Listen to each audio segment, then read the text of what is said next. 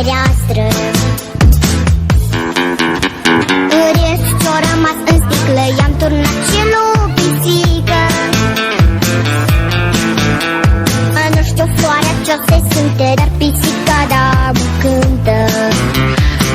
Și noi cântăm cu dânsea, hopa, țunia, țunia, hopa. Toată lumea toată-i încântată de pisica talentată. Hopa, hai că-i bună, hopa, nu-i o glumă, toți în cadă pe costică, să le mai aduc o sticlă.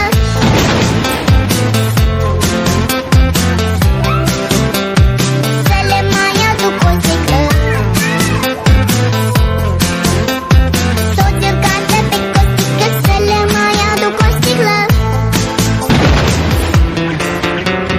Peștișorii să nu tacă, le-am turnat și lor o leacă.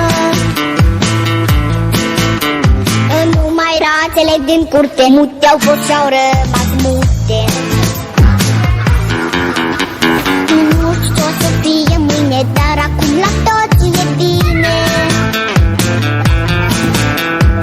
Cum să vedem, mai costică, sigur n-a fost apă în sticlă. Dar ce-o fi fost acolo,